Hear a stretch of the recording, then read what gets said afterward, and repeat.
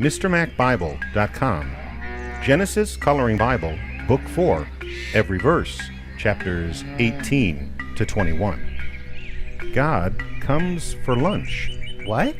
For lunch? Genesis 18, verses 1 to 21. There's Abraham. The Lord appeared to him by the oaks of Mamre, as he sat in the tent door in the heat of the day. He lifted up his eyes and looked, and saw that 3 men stood near him. Is that Jesus? Hold on, you'll see.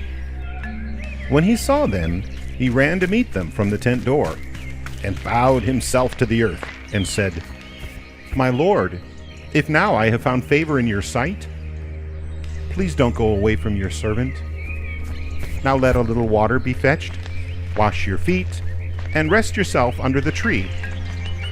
I will get a piece of bread so you can refresh your heart. After that you may go your way, now that you have come to your servant."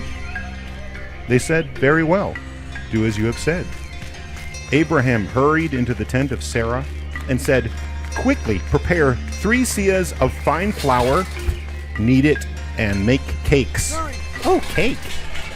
Abraham ran to the herd and fetched a tender and good calf and gave it to the servant. He hurried to dress it. And he took butter, milk, and the calf which he had dressed, and set it before them. He stood by them under the tree, and they ate. So who are these 3 men? Hold on, you'll see. They asked him, the 3 men, "Where is Sarah, your wife?" He said, "There, in the tent." He said, "I will certainly return to you about this time next year. And behold, Sarah, your wife, will have a son." A son? Oh, is that Isaac? You're kind of excited today, aren't you? Oh, I just love this story. Well, Sarah heard in the tent door, which was behind him.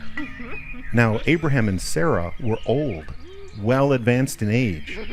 Sarah had passed the age of childbearing. Yeah, she's an old lady now.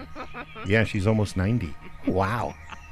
Sarah laughed within herself, saying, "After I have grown old, will I have pleasure, my Lord being old also?" Yeah, that's pretty funny. The Lord said to Abraham, "Why did Sarah laugh, saying, 'Will I really bear a child when I am old?' Is anything too hard for the Lord? At the set time I will return to you when the season comes round, and Sarah will have a son." Then Sarah denied it, saying, "I didn't laugh," for she was afraid. He said, "No, but you did laugh." The men rose up from there and looked toward Sodom. Oh, Sodom. Dum, da, dum, dum. Abraham went with them to see them on their way. The Lord said, "Will I hide from Abraham what I do? Since Abraham will surely become a great and mighty nation, and all the nations of the earth will be blessed in him." He's the Lord. Yes. Then he said, "For I have known him, to the end that he may command his children and his household after him, that they may keep the way of the Lord, to do righteousness and justice, to the end that the Lord may bring on Abraham that which he has spoken of him." The Lord said, "Because the cry of Sodom and Gomorrah is great, and because their sin is grievous, Uh-oh. I will go down now and see whether their deeds are as bad as the reports which have come to me. If not, I will know." Ooh, this is serious. Killing the righteous. Killing the righteous? Genesis 18, 22 to 33. The men turned from there and went toward Sodom, but Abraham stood yet before the Lord. Where did Jesus go? He's that light in front of Abraham. Oh, okay. Abraham came near and said, "Will you consume the righteous with the wicked? What if there are 50 righteous within the city?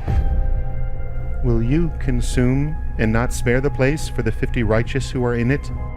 May it be far from you to do things like that, to kill the righteous with the wicked, so that the righteous should be like the wicked. May that be far from you. Shouldn't the judge of all the earth do right? Oh, Abraham's upset. Remember, Lot and his family live down there. Oh, no.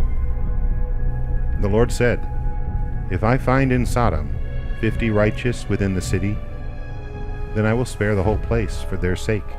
Oh, good. Abraham answered, "See now, I have taken it on myself to speak to the Lord, although I am dust and ashes. What if there will lack 5 of the 50 righteous? Will you destroy all of the city for the lack of 5? He said, "I will not destroy it if I find 45 there." 45. He spoke to him yet again and said, "What if there are 40 found there?" He said, "I will not do it for the 40's sake." Wow. He said, "Oh, don't let the Lord be angry, and I will speak. What if there are 30 found there?" He said, "I will not do it if I find 30 there." Only 30. He said, "See now, I have taken it on myself to speak to the Lord. What if there are 20 found there?" He said, "I will not destroy it for the 20's sake." Down to 20. He said, Oh, not again. "Oh, don't let the Lord be angry, and I will speak just once more. What if 10 are found there?" He said, "I will not destroy it for the 10's sake." 10. The Lord went on his way as soon as he had finished communing with Abraham, and Abraham returned to his place. Ooh, here we go. Entertaining angels. Genesis 19, verses 1 to 13. The 2 angels came to Sodom at evening. Lot sat in the gate of Sodom. Good old Lot. Lot saw them and rose up to meet them. He bowed himself with his face to the earth, and he said, "See now, my lords, please come into your servant's house. Stay all night, wash your feet, and you can rise up early and go on your way." Oh, what a nice guy. They said, "No, but we will stay in the street all night." He urged them greatly, and they came in with him and entered into his house. He made them a feast and baked unleavened bread, and they ate. These angels like to eat food. Yeah, they do. But before they lay down, the men of the city, the men of Sodom, surrounded the house, both young and old, all the people from every quarter. They're surrounding the house? Bang, bang, bang! They called to Lot and said to him, "Where are the men who came into you this night? Bring them out to us, that we may have with them." Lot went out to them through the door and shut the door after himself. He said, "Please, my brothers, don't act so wickedly. See now, I have 2 virgin daughters. Please let me bring them out to you, and you may do to them whatever seems good to you." He's gonna do what? I know, this is a horrible scene. Only don't do anything to these men, because they have come under the shadow of my roof. They said, "Stand back." Then they said, "This one fellow came in to live as a foreigner, and he appoints himself a judge. Now we will deal worse with you than with them." Oh no, Lot's in trouble. They pressed hard on the man Lot and came near to break the door. But the men reached out their hand and brought Lot into the house to them and shut the door.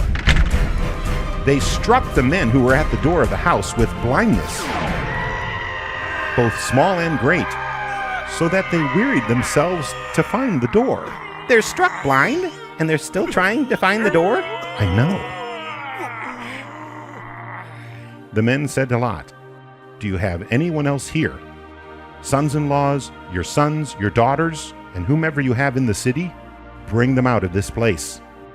For we will destroy this place, because the outcry against them has grown so great before the Lord that the Lord has sent us to destroy it. Oh my.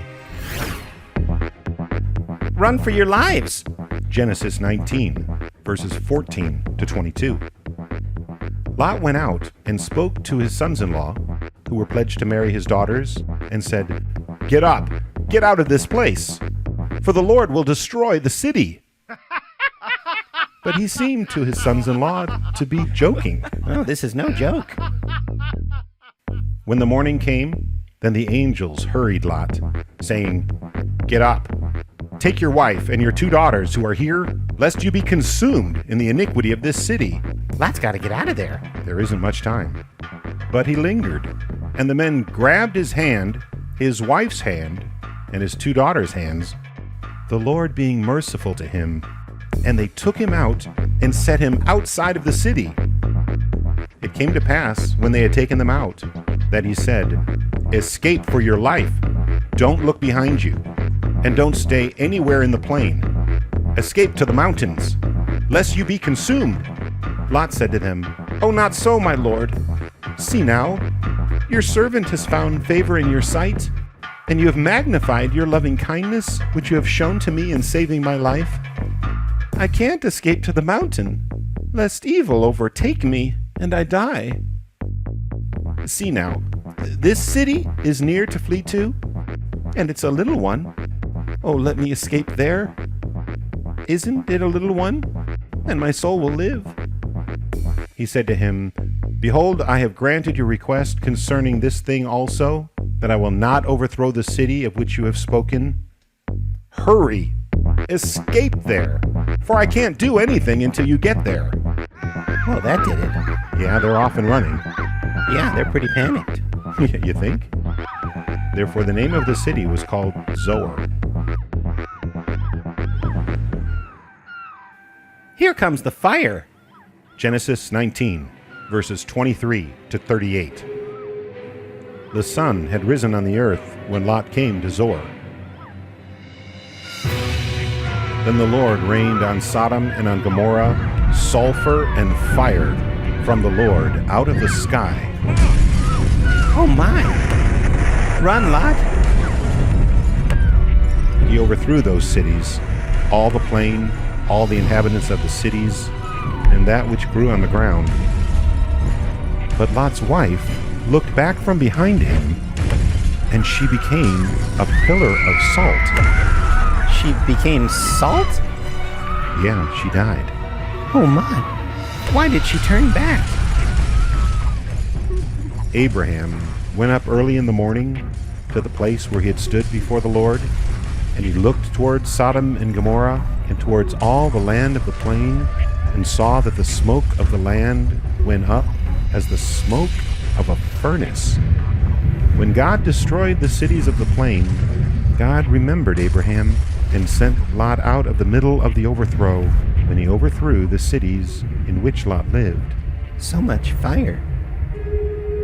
Lot went up out of Zoar and lived in the mountain, and his 2 daughters with him, for he was afraid to live in Zoar.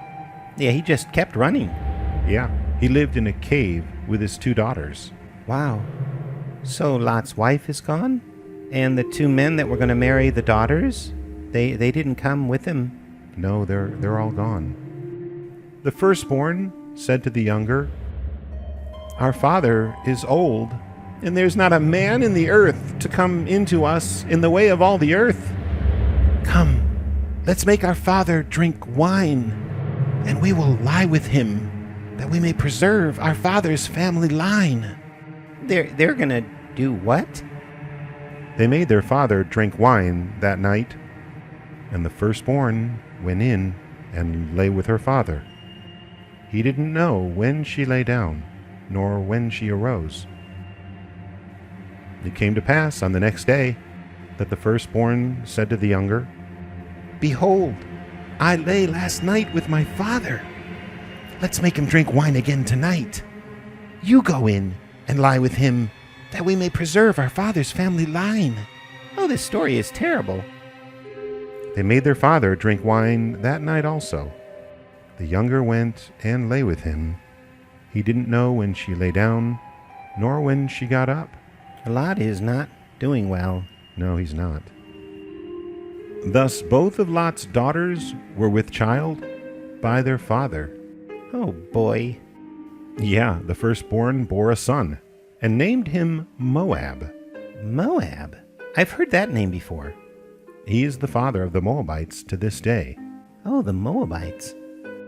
The younger also bore a son, and called his name Ben-Ami.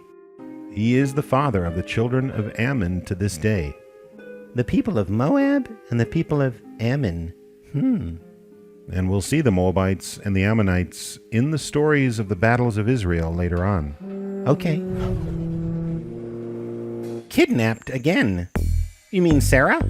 Genesis 20, verses 1 to 18. Abraham traveled from there toward the land of the south and lived between Kadesh and Shur. He lived as a foreigner in Gerar. Abraham said about Sarah, his wife, "She is my sister." His sister? Not again. Yeah, again. And Abimelech, king of Gerar, sent and took Sarah. But God came to Abimelech in a dream of the night and said to him, "Behold, you are a dead man, because of the woman whom you have taken, for she is a man's wife." Now Abimelech had not come near her. He said, "Lord, will you kill even a righteous nation? Didn't he tell me she is my sister?" Yeah, he did say that. She, even herself, said, "He is my brother. I have done this in the integrity of my heart and the innocence of my hands." God said to him in the dream, "Yes, I know that in the integrity of your heart you have done this, and I also withheld you from sinning against me. Oh, that was good. Therefore I didn't allow you to touch her. Now therefore, restore the man's wife, for he is a prophet, and he will pray for you, and you will live.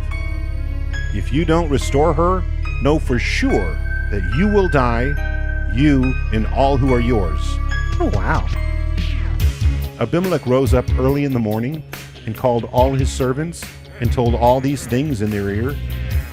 The men were very scared. Oh, yeah. Then Abimelech called Abraham and said to him, "What have you done to us?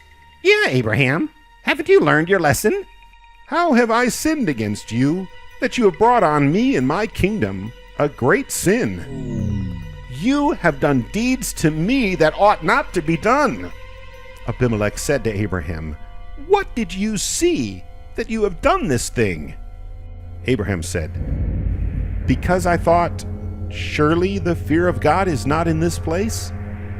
They will kill me for my wife's sake. Besides, she is indeed my sister, the daughter of my father, but not the daughter of my mother, and she became my wife. When God caused me to wander from my father's house, I said to her, 'This is your kindness, which you shall show me. Everywhere that we go, say of me, he is my brother.' Abimelech took sheep and cattle, male servants and female servants, and gave them to Abraham, and restored Sarah his wife to him. Abimelech said, 'Behold, my land is before you. Dwell where it pleases you.' To Sarah he said, 'Behold, I have given your brother 1,000 pieces of silver. Behold, it is for you a covering of the eyes to all that are with you. In front of all, you are vindicated.' Abraham prayed to God.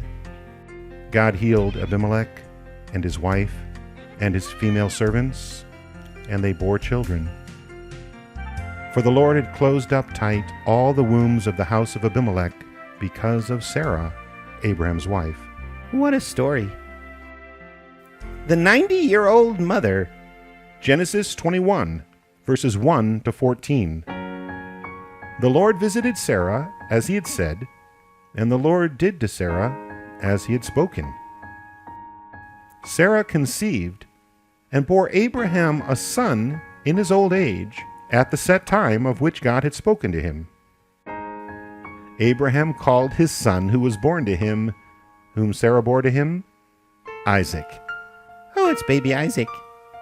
Abraham circumcised his son Isaac when he was 8 days old, as God had commanded him. Oh, he's crying.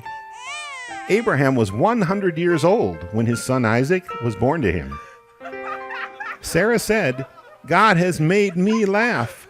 Everyone who hears will laugh with me." She said, "Who would have said to Abraham that Sarah would nurse children?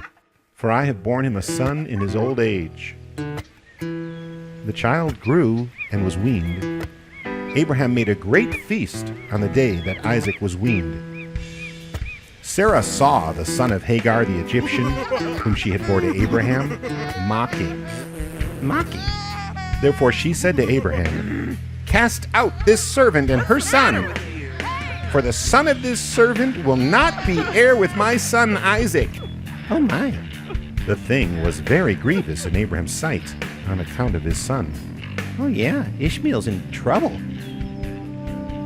God said to Abraham, "Don't let it be grievous in your sight because of the boy and because of your servant. In all that Sarah says to you, listen to her voice, for your offspring will be named through Isaac. I will also make a nation of the son of the servant, because he is your child." Abraham rose up early in the morning and took bread and a container of water and gave it to Hagar, putting it on her shoulder, and gave her the child and sent her away. Where will they go? Hagar and Ishmael. Genesis 21, verses 14 to 34. She departed and wandered in the wilderness of Beersheba. The water in the container was spent, and she put the child under one of the shrubs. She went and sat down opposite him, a good way off, about a bow shot away, for she said, "Don't let me see the death of the child." Poor Ishmael. She sat opposite him and lifted up her voice and wept. God heard the voice of the boy. They're crying. The angel of God called to Hagar out of the sky and said to her, "What troubles you, Hagar? Don't be afraid, for God has heard the voice of the boy where he is. Get up, lift up the boy, and hold him with your hand, for I will make him a great nation." God opened her eyes, and she saw a well of water. She went, filled the container with water, and gave the boy a drink. God was with the boy, and he grew. He lived in the wilderness, and as he grew up, became an archer. Oh, bow and arrow. He lived in the wilderness of Paran. His mother got a wife for him out of the land of Egypt. Is that Abraham hugging Ishmael? Yeah, he is Abraham's son. Oh, yeah. At that time, Abimelech and Phicol, the captain of his army, spoke to Abraham, saying, "God is with you in all that you do. Now therefore, swear to me here by God that you will not deal falsely with me, nor with my son, nor with my son's son. But according to the kindness that I have done to you, you shall do to me and to the land in which you live as a foreigner." Abraham said, "I will swear." Abraham complained to Abimelech because of a water well, which Abimelech's servants had violently taken away. Abimelech said, "I don't know who has done this thing. You didn't tell me, and I didn't hear any of it until today." Abraham took sheep and cattle and gave them to Abimelech. Those two made a covenant. Abraham set 7 ewe lambs of the flock by themselves. Abimelech said to Abraham, "What do these 7 ewe lambs, which you have set by themselves, mean?"